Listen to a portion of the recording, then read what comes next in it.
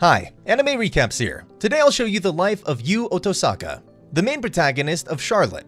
Spoilers ahead. Yu at the start of the series is a selfish, arrogant, and narcissistic boy who misuses his ability on a daily basis. It's implied that he is an academically poor student and hence needed to cheat to achieve top-ranked grades. Whether this is accurate or he simply saw it as easier than having to study is unknown, but now implies that his standardized test scores are low. Despite this, Yu is clearly intelligent, being able to devise carefully calculated schemes to achieve his devious goals. He is also able to calmly analyze situations, shown during the baseball game in Moment of Earnest. Furthermore, considering the fact that he is able to memorize the answers of the smart students in under 5 seconds, he shows the potential to be exceedingly diligent. However, he does not put his academic abilities and talent to use. While a master of his own crafts, Yu isn't the best at socializing with others and is quite rude at the beginning of the story. He acts differently only when talking to his younger sister, Ayumi, with whom he tones down his personality and becomes more open and brotherly.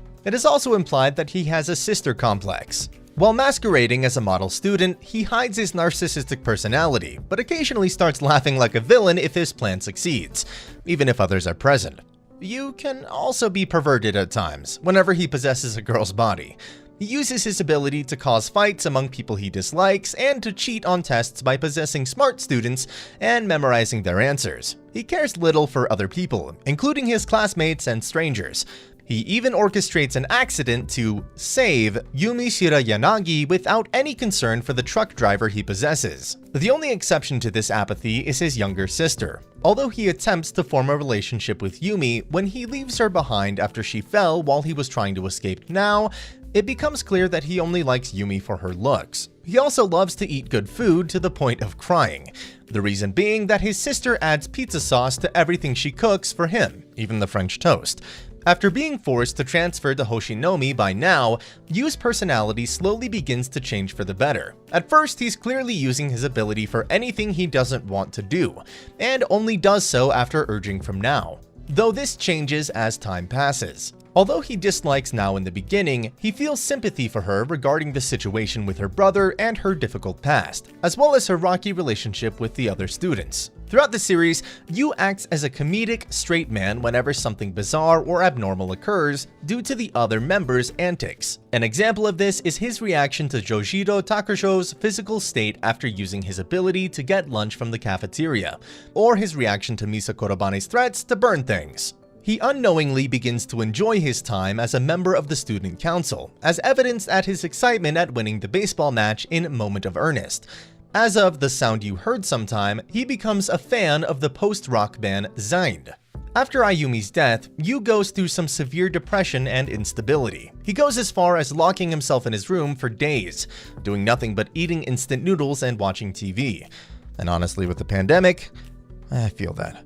After escaping Hoshinomi, Yu's mental state continues to deteriorate, and he begins picking fights with gang members, finding joy in having them beat each other up while he possesses them and injures them.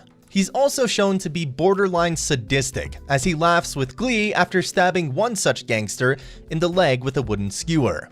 He continues to go in a downward spiral and even reaches a point where he's about to use drugs. This goes on until Nao stops him. After returning to Hoshinomi, Yu is noticeably more grateful towards his fellow members and is much more accepting of their antics, seeing them as close friends. He begins to try to move from Ayumi's death, but finds himself reminded of her constantly, including a number of times when he thinks about calling home to tell her he'll be late, only to realize she's not there anymore. His encounter with Sala Shane shows him to realize that he has become more gentle and considerate towards those around him, and that it was Nao who caused him to change over time. This new attitude is shown when he takes Sala to meet Kazuki Tomori in the hopes of curing Kazuki's mental illness, despite there being no gain for him. In the original timeline, his personality is the same as it was when he met Sala, despite the fact that he never met Nao in this timeline. It's also implied that he never developed his villainous tendencies, possibly because of his older brother's good influence on him. He is still a caring older brother to Ayumi, and everyone thinks he has a sister complex. He also cares greatly and looks up to his older brother, Shunsuke, and has a lot of faith in him, even risking his own life to save Shunsuke so that he could time leap and change the past. As a child, Yu is shown to be quite responsible for his age, as he helps Ayumi cook breakfast and later scolds Shunsuke for sleeping late instead of making breakfast. During the events of Charlotte, Yu ultimately overcomes his selfish nature completely. Despite his initial fears, he attempts to rescue Nao and Kumogami from a group of foreign terrorists who want to use him for their own goals. Later, Yu is saddened when he learns of Kumogami's death, and he feels responsible for it. As of promise, Yu is shown to care for his friends immensely, and wants to be able to protect them from harm, no matter how much danger he may have to face. This, as well as his promise to Nao, allows him to decide to take a huge risk and attempt to plunder all abilities outside of Japan. His determination is strong enough to snap Shunsuke out of his depression over Kumogami's death.